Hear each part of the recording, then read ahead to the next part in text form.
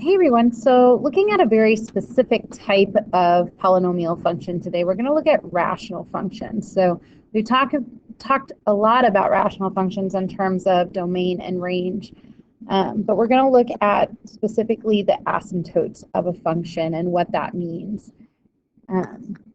in terms of your graph, but also domain and range and analyzing these functions as well. So we're looking for vertical, horizontal, and slant asymptotes, as well as holes in our graph. So remember your polynomials P and Q, you should have one on the top and one on the bottom, where the bottom cannot be 0. So these lead to domain restrictions when we're looking at what values of x make it 0.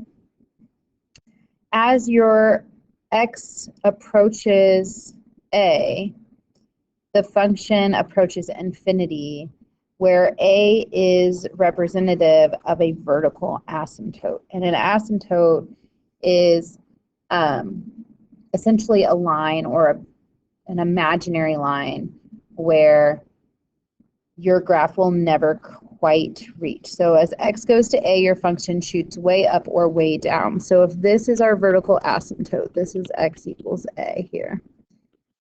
Your function is either going way, way, way up and it's never going to reach it, or it's going way, way, way down and it will never reach it. And so it's a line or something that your graph will not cross. So that's your vertical asymptote. A function will never touch or cross a vertical asymptote. And vertical asymptotes are exclusions from your domain. These are your domain restrictions. So if you can find a domain restriction, you can find a vertical asymptote. Okay. To find your vertical asymptotes algebraically, you're going to factor and then cancel and then set any remaining denominators equal to 0. And so for this first one, for example, you have f of x equals -2 over x squared minus 5x plus 6. If I factor the denominator, then this goes to -2 over x minus 3 and x minus 2. Nothing reduces here. And so x is equal to 3 and x is equal to 2. Asymptotes are equations, so they must be written in this format. These are your vertical asymptotes.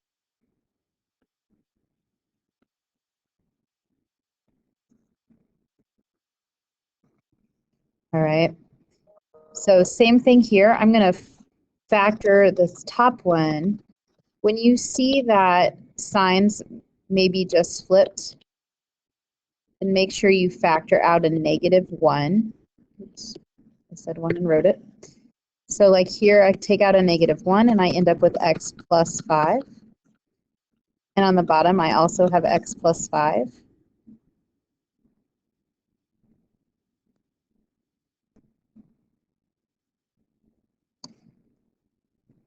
And so this actually cancels out, and there is no vertical asymptote. And in fact, this line ends up graphing as a horizontal line with a hole at -5. And we'll talk about holes in a little bit. Okay, so go ahead and try this next one on your own. Okay, and so this one doesn't simplify, and so we have -2 and +2 that are our domain restrictions. And so our vertical asymptotes are x equals 2 and x equals -2. Now you'll see the similarities here with this one, but the problem is that the denominator does not factor. And so if we solve for this, then we get x equals plus or minus 2i. And the problem with that is that it is a complex number, and we're talking about graphs and a vertical number, or a vertical line, excuse me, and so the number has to be real. And so vertical asymptotes are real numbers, and so making sure that when you solve those out, if you don't have a real number, then it's not a vertical asymptote. The other type of asymptotes that you have are horizontal, and occasionally a graph will cross a horizontal asymptote, but you'll see that in a lot of places it's going to just approach it. So as x goes toward infinity or negative infinity, then your function is approaching a b value. So your horizontal asymptote is at y equals b. Notice that your vertical asymptotes are x equals lines. Your horizontal asymptotes are y equals lines. And you think about vertical lines are x equals and horizontal lines are y equals. So that makes sense. So as x goes far left or far right, the function will level off to a horizontal line. Okay. We do need to make a note, though, that even though you can see that part of this function is leveling off, so it's going toward that horizontal line there and toward it here, it does cross over it in this middle section, and that's not uncommon at all. Typically, it will cross over at 0, 0 or somewhere in the middle section. Not always. There is a few exceptions to that rule, but you can generally see it crossing in the middle section. So to find your horizontal asymptotes, you're going to factor and cancel everything. Okay. And then you're going to think about x's getting really big or really small. You're going to compare the degrees to the top and bottom. If the degree on top is bigger, so if you have, for example, an x squared over an x, then there is no horizontal asymptote, right? If the degree on bottom is bigger, so if this is flipped and you have x over x squared, then y is equal to 0 is your horizontal asymptote, just like up here. Y equals 0 was our horizontal asymptote. If your degrees are equal, so you have an x squared over an x squared, then the y is equal to the ratio of the leading coefficients.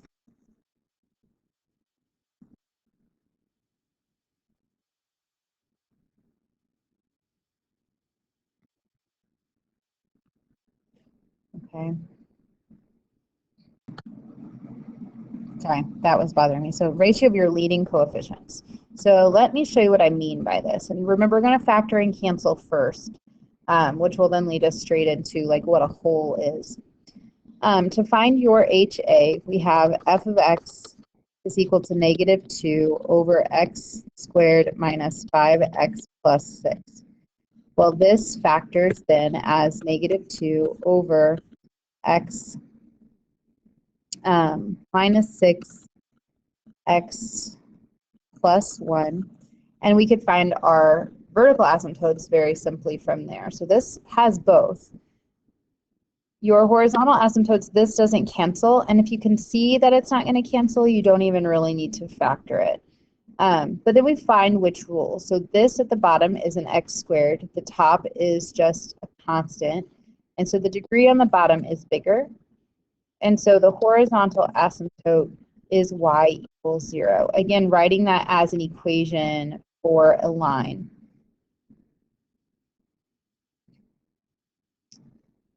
So degree on bottom is bigger.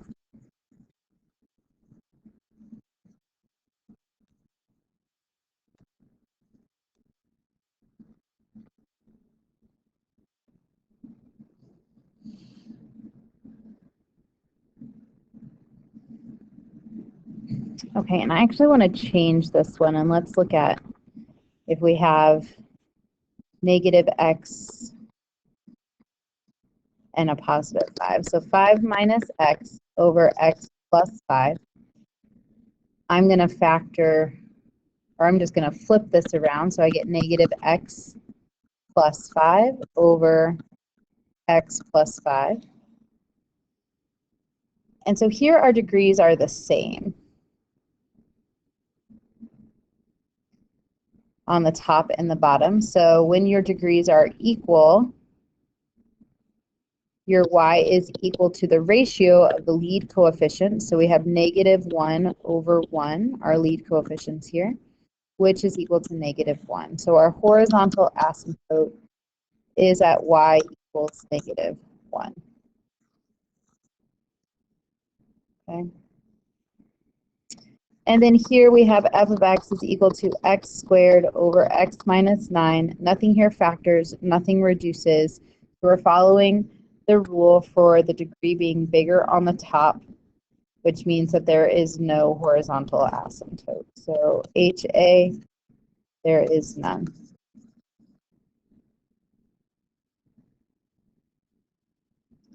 All right, so that's your VA and your HA, and it can definitely have both a vertical asymptote and a horizontal asymptote. Often they do. But if it does not have a horizontal asymptote, so if you get something like none, then it's going to have a slant asymptote. This means that you'll have a slant asymptote if degree on the top is bigger.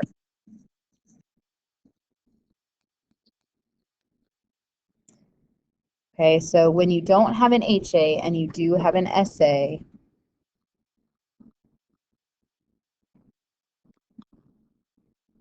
or sorry, when you don't have an HA, you will have an SA. And if you have an SA, you can't have a horizontal asymptote. We're going to start these the same way. We're going to factor and cancel, but then we're going to actually divide P by Q to find our equation for our slant asymptote. Okay, so we're going to take, we have f of x is equal to x squared over x minus 9. This doesn't factor or reduce. So I'm going to put it into my synthetic division with my 9 on the outside, and then my coefficients for my top on the inside. So I have 1, 0, 0, because I have x squared, x, and my constant.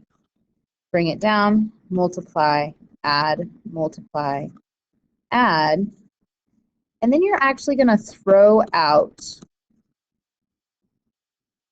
your remainder. Okay, and what is left is your slant asymptote.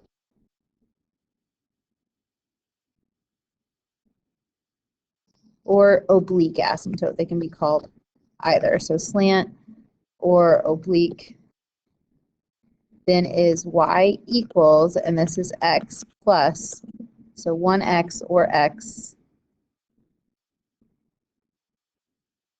plus 9, seeing that our equation here is the slant asymptote. Okay, so divide, throw out your remainder, and your slant asymptote is whatever is left. Okay, please note that you can only divide with synthetic division when you have a linear polynomial in the denominator. Okay, so the bottom can't be x squared. So if it is, hopefully it reduces down from there. Okay, so I keep mentioning holes, and several of these examples have had holes. And so making sure that we understand how those work. So when a value of x sets both the numerator and denominator of a rational function equal to 0, there is a hole in the graph. Okay. These are going to be your factors that canceled out because you have them both on the top and the bottom. And since they're both at the top and the bottom, they can make either the bottom or the top 0 initially. So they cancel out. Okay, so for example, we have this function, f of x equals x squared times x minus 2 over x minus 2. These would cancel out, and then I wouldn't even have a vertical asymptote at all. Because I have this factor in the top and the bottom, it's going to actually create a hole. So hole where x equals 2. And let me show you what I mean by that. So here's the graph of this function, and you can see it's just a normal quadratic, and that has to do with the fact that these x minus 2's are going to cancel out. But we can't ignore the fact that that x minus 2 was there to begin with, and it does make the denominator 0. So you can see here, if I can find it, go to 2, there is a hole in this graph, and it actually makes this function undefined at that point. And so if I plug in a 2, then I get a 0. And so if we, again, go to 2 exactly, you can see that it is an open circle. Okay, so that's what this is telling you, is that there's a hole in your graph there. Even though it graphs as a parabola, it is still undefined where x is 2. Okay, which is why I always tell you to find domain restrictions before you simplify your equations. This is still a domain restriction. So at the point 2, 4, there's a hole.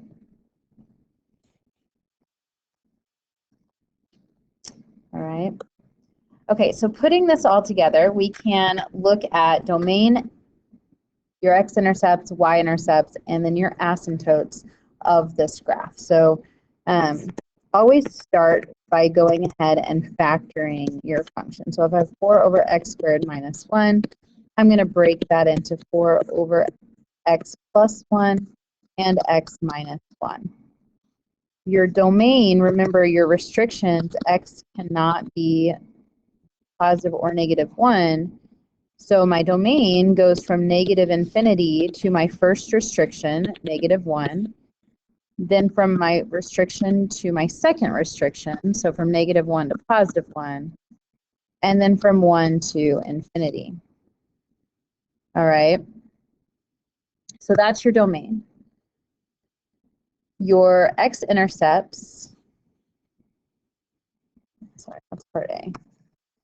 To find your x-intercepts, you're going to set the numerator equal to 0. All right, and this is just because we're plugging in 0 for y, and so the whole denominator multiplies over and goes to 0. So we really just need to focus on the numerator, and I lost my x there. Sorry about that. All right, so 4x is equal to 0.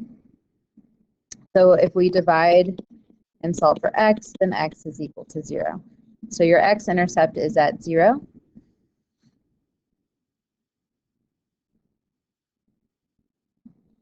And I'm not going to write this as x equals 0 because that's an equation for a line. So you write that as a point, 0, 0. To find your y-intercept,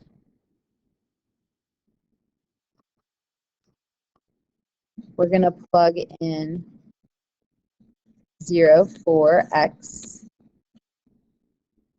And so we have 4 times 0 over 0 squared minus 1. And so we get 0 over negative 1, which is then 0. And so once again, we have the point 0, 0.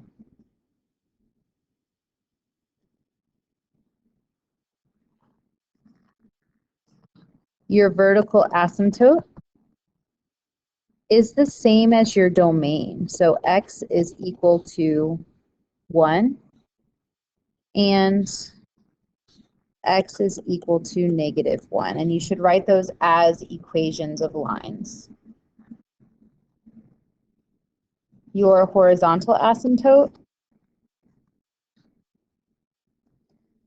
for this one, our top degree is smaller than our bottom degree, and so then it's automatically y equals 0. All right, so go ahead and try with this problem. Okay, so running down through the answers here, I factored, but it didn't reduce, so there's really no need to factor. Your domain restriction is negative 1.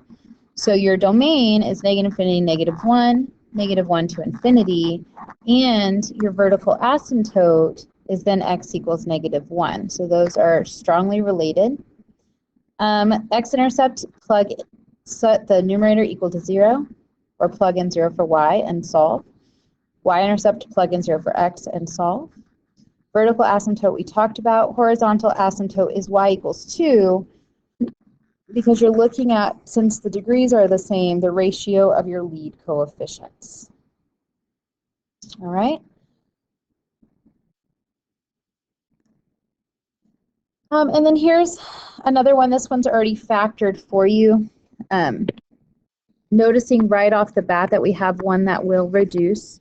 And so before you get too far down your list and reduce things out, remember that you need to find your domain before you reduce. So we have x cannot equal 3, -3, or -4. So our domain goes from -infinity to -4, and then from -4 to -3, and then from -3 to infinity, or to -3 to +3, excuse me. And then from +3 to infinity. So I have 3 restrictions and then 4 intervals. All right, for I think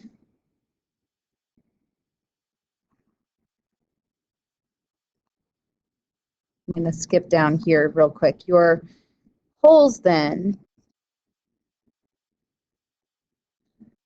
are where x is equal to -4, because then this is going to cancel. Your vertical asymptotes are then using what is left on the denominator. So we have a vertical asymptote at x equals 3 and x equals -3. Okay, and then our horizontal asymptote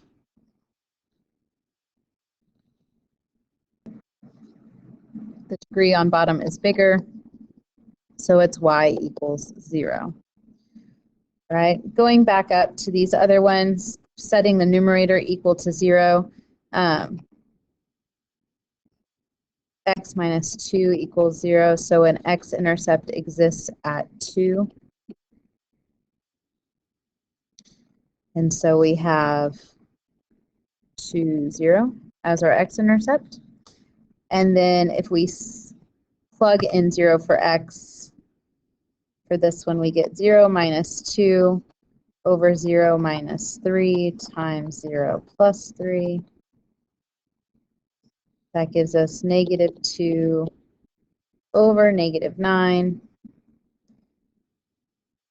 or 2 over 9. So we have a y-intercept at 0 and 2/9.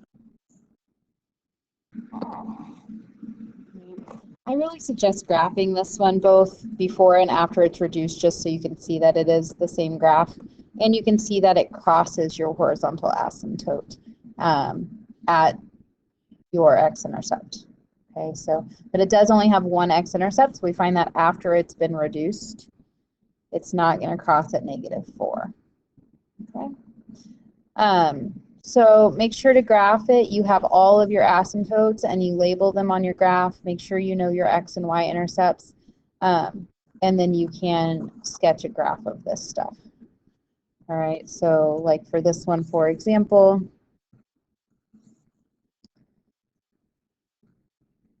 I have a vertical asymptote at 3, so I'm going to just kind of graph a dashed line there. And then I have one at -3, so same thing, an imaginary line there. I have a horizontal asymptote at y equals 0. But then I have my x-intercept is at 2. My y-intercept is at 2/9, so somewhere in there. I know that this is going from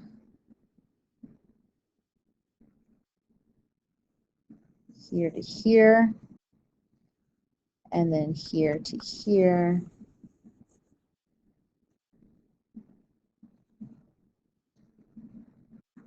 And then I just sketch like that. Right? So that's kind of a rough sketch of this graph. So your graphing calculator, be careful, will draw these asymptotes as solid lines, they should be dashed. Okay? All right, have a good night.